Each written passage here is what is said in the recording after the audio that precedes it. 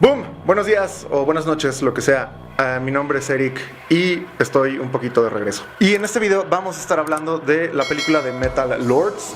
Ya fue estrenada hace poco más de un mes en Netflix. Y también voy a estar hablando de cómo es la relación entre el cine y el metal y estos géneros, de subgéneros del rock. Ahora, voy a comenzar diciendo que entre todas las expresiones musicales, pues por supuesto que el metal no se escapa de ser representado por el cine en las pantallas grandes. Y el cine ha hablado del metal a través de tanto cine documental como la puesta ficcional en escena, ¿no? Ahora, no me voy a centrar para hablar de Metal Lords en lo que sería el género documental. En el género documental hay muchas tesis bastante buenas, como es el caso de Sam Dunn, que es antropólogo y cineasta. Ahora, ¿por qué voy a hacer esto?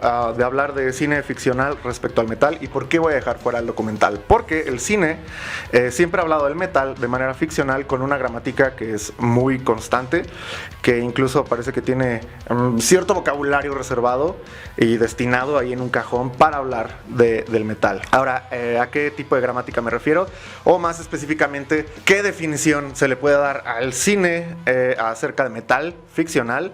Esto sería: películas de idiotas, inadaptados e irresponsables sumidos en situaciones humorísticas y o supranaturales dentro de géneros como comedia, terror o gore, o estos tres combinados. Ahora, por supuesto, como vamos a estar hablando de metal, esto amerita una cerveza. Esta cerveza nos la vendió un amigo que se llama Harold y es polaca. Si la quieren probar, es esta. Sabe como a maíz, pero es como de miel. Jesus crap. No, qué desastre. Darcy, ayúdame. Ahora, el cine jamás habla del metal en otras claves que no sean las que acabo de mencionar o desde otras coordenadas. Esto es visible completamente y de forma muy temprana, como por ejemplo en la serie de Beavis and Butthead, serie animada acerca de dos rockeros idiotas, inadaptados, que ven televisión en situaciones humorísticas. O en películas como El mundo de Wayne, que son dos rockeros idiotas, inadaptados, irresponsables en situaciones humorísticas y a veces sobrenaturales. Por las características de esta película, a mí no me parece como tal comedia. Spinal Tap, una banda de rock de idiotas en situaciones humorísticas dentro de un falso documental comedia y parodia. The Rocker, una banda de rock de idiotas inadaptados en situaciones humorísticas en una comedia. Cabezas Huecas, o título original literalmente dice Airheads, que son tres rockeros idiotas inadaptados e irresponsables que secuestran una estación de radio en situaciones humorísticas. Detroit Rock City, que es un grupo de rockeros idiotas, inadaptados, irresponsables, fans de Kiss, que tratan de llegar a un concierto de Kiss en situaciones por supuesto humorísticas. School of Rock, un rockero idiota, inadaptado, irresponsable, hace una banda de rock con niños de primaria en una situación humorística, en una comedia. Tenacious D, también interpretado por el mismo Jack Black, son dos rockeros idiotas inadaptados que tienen una reta contra el diablo en situaciones humorísticas. Deadgasm, que es una banda de rockeros idiotas inadaptados e irresponsables que quedan envueltos en situaciones humorísticas por poderes sobrenaturales en una película de gore humor. Rocktober Blood es un metalero idiota y desquiciado que asesina gente en un flick gore fársico. Dead Ant es una banda de rockeros idiotas, irresponsables y sin talento que tienen que pelear contra unas hormigas gigantes en el desierto y las destruyen tocando rock en situaciones humorísticas. Heavy Racial, esta es una banda islandesa de metaleros idiotas que pasan por situaciones humorísticas, y esta película la recomiendo bastante. Heavy Metal Massacre es un metalero inadaptado e idiota que comete asesinatos gore en un club en situaciones humorísticas. Y algunas otras películas que no tratan al metal como tal, pero hay retratos de metaleros dentro. Sería el caso de El pequeño Nicky, donde aparecen dos rockeros idiotas inadaptados en situaciones humorísticas en una comedia. Hesher, que no es una película acerca de metal, pero sí es un metalero asocial, inestable, perturbado. Esta película también la recomiendo bastante. La Invocación es un grupo de metaleros idiotas dentro de una película de terror con situaciones humorísticas. Rockstar, interpretada por Mark Wahlberg y Jennifer Aniston, que incluso incluye en el reparto al mismísimo Zakk Wylde en el elenco. Se sostiene en los clichés romantizados o superlativizados de lo que es un rockstar, incluso cayendo en una caricatura.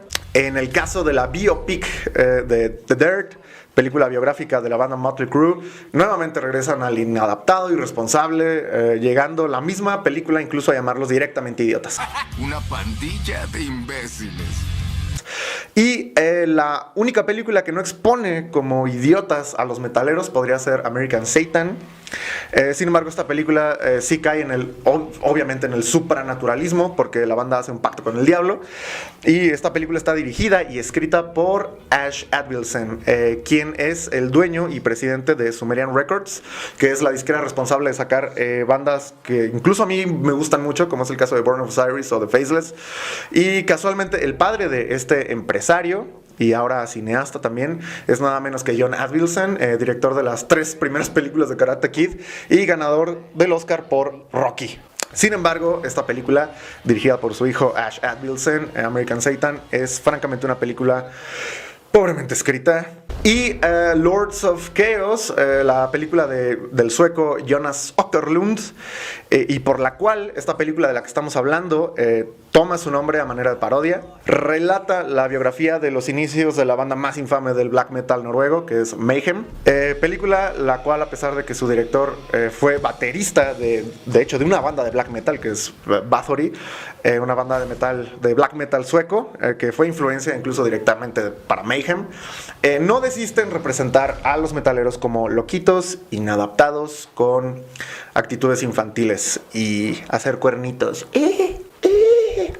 Todos los metaleros son estúpidos, lo dice el cine, y los mismos músicos metaleros que hacen cine lo dicen también. Y ahora, solamente como contraste contra este montículo de películas chistosas combinadas con lo supranatural que acabo de mencionar, existe una película islandesa que se llama Metalhead, la cual presta otro tipo de tono al metal, donde se enfoca en contar una historia ya no de un idiota, sino de un ser humano con relación al metal. Y ahora voy a poner un énfasis muy importante aquí. No estoy hablando de que este montón de películas que acabo de mencionar sean malas como tal. O sea, son ampliamente disfrutables.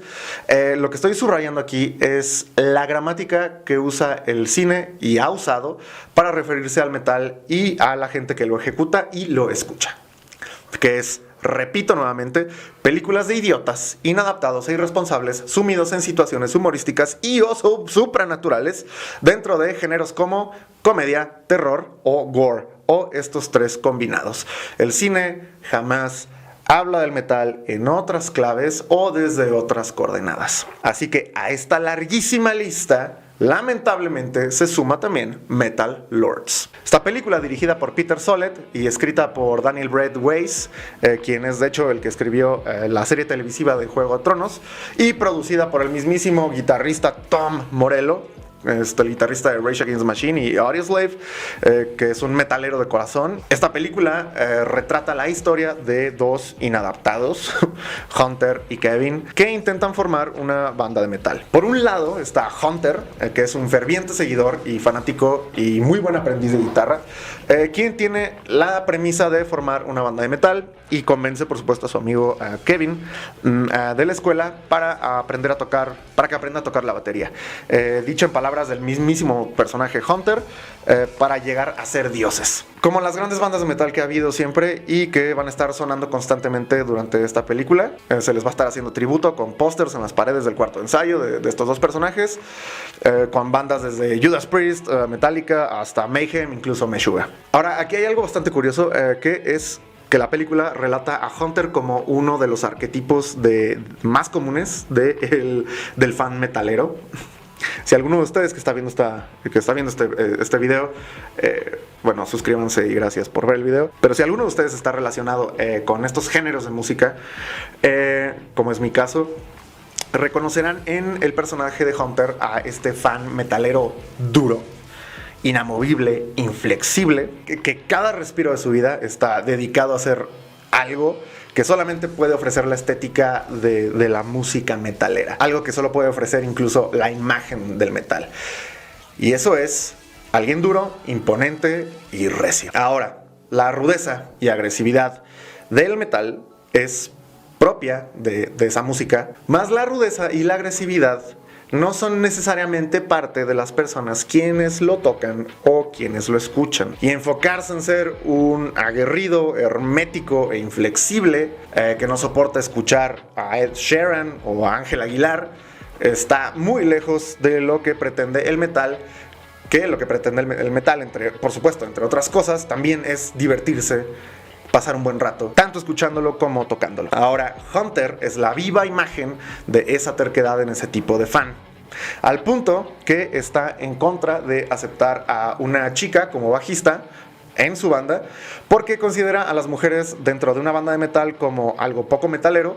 Incluso llega a decir que aceptarla sería algo gay, es decir, no lo suficientemente hombre, según Hunter.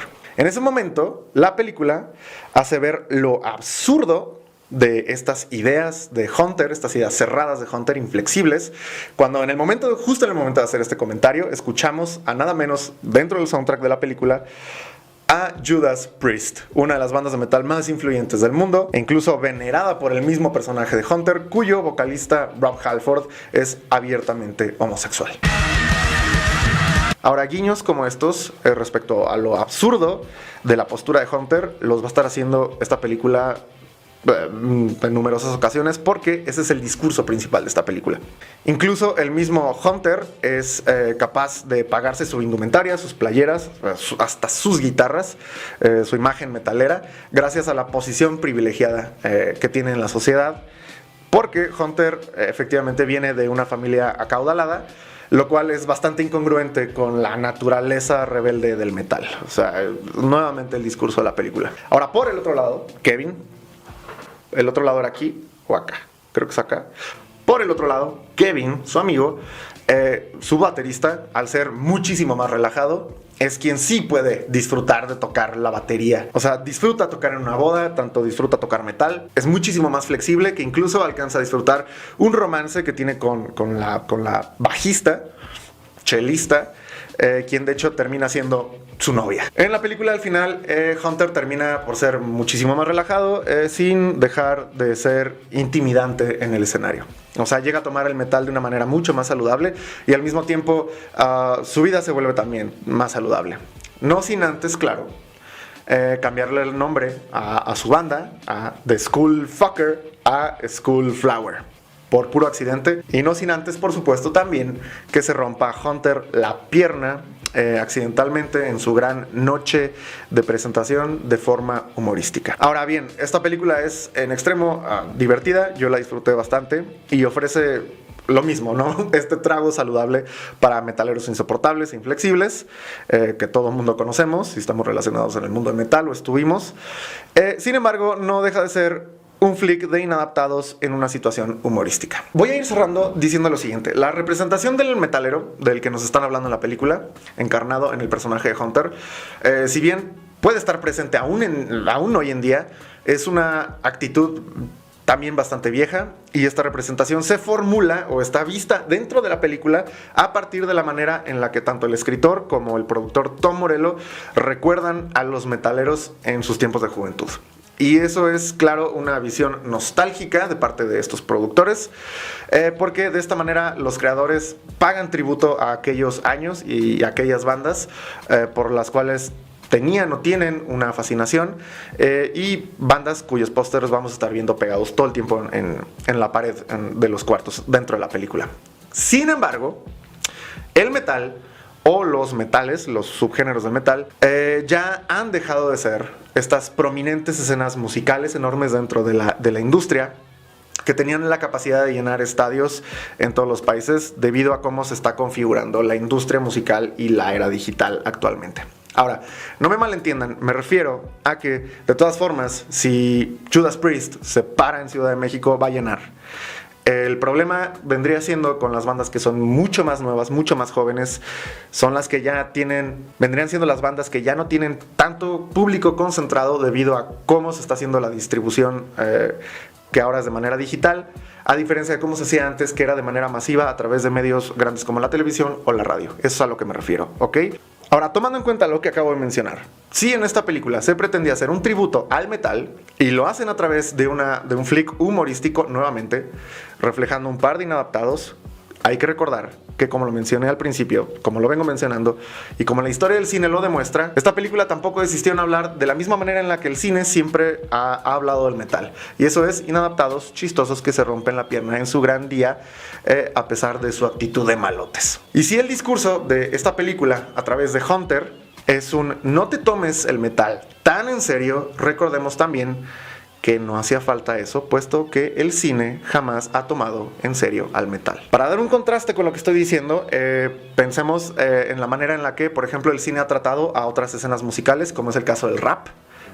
Está de ejemplo Straight Outta Compton o 8 Mile, o como ha hablado el cine de el jazz, por ejemplo, con tremendas películas como lo es Whiplash. Sin embargo, directores como el mismo Jonas Åkerlund, habiendo sido baterista de black metal, Ash Advilson, siendo promotor de la última oleada de metalera estadounidense, o Tom Morello, que siendo uno de los guitarristas más famosos del mundo, ellos que son este tipo de música, les sigue pareciendo prudente hablar en claves humorísticas acerca del metal, cuando invariablemente hay una gran profundidad humana detrás de todos estos géneros. Nada más cabe mencionar que el violento nacimiento del black metal noruego a finales de los 80s y principios de los 90s se da, por ejemplo, cuando Noruega fue el segundo país europeo con más suicidios, a la par que era también uno de los más poderosos y de los más ricos. O sea, no hay retrato cinematográfico ficcional, una puesta en escena de esto, a no ser que sean chistes de inadaptados, salvo, por supuesto, en el caso del documental. El documental sí lo trata desde otra arista, como es el caso de los documentales de Sam Dunn, o este otro documental que se llama Until the Light Takes Us. Y dado lo que mencioné del metal, que está siendo reducido actualmente a muy pequeños gremios de fans, a medida que las grandes figuras como Judas Priest, Ozzy Osbourne, incluso Slayer, están por retirarse, dado a la edad que tienen los integrantes, estas grandes bandas de metal que hicieron a estos géneros algo tan grande para miles, probablemente ya amerite que el cine pague a estos grandes géneros con un obituario ya no de oro o de plata, pero al menos sí que sea de metal. Y Metal Lords no lo hizo. Y a ver, aquí algo importante. No estoy hablando de fans de metal respecto al metal. Estoy hablando del cine respecto al metal. Tampoco estoy hablando de si al metalero le molesta o no ser representado como un idiota en el cine. No me pasa como a otras personas que de repente por ahí cierto humor relacionado con lo nuestro, con el metal, con el rock, como que a veces le puede llegar a molestar algunas cosas. Al contrario, yo la verdad que me río muchísimo. Estoy hablando de que el cine no para de representar al metalero como un estúpido chistoso. Nuevamente, repito, no desestimo a esta película o películas acerca del metal o metaleros, puesto que muchas no son malas, incluso estoy recomendando algunas, sino que Metal Lords me da pie a reflexionar acerca de la manera en la que el cine habla del metal y la limitada arista desde donde lo ha hecho siempre. Ahora, lárguense a ver Metal Lords, que está colgada en Netflix. Si no la han visto, ya salió hace poco más de un mes. Y suscríbanse y denle like a este video y compartan. Porque bueno, a mí me parece que hacía falta poner más o menos una reflexión de este tipo en la mesa. Especialmente si te gusta o si les gusta este tipo de género. Ahora, si este video llega a 4 likes, voy a sacrificar un pollo en nombre de Satanás.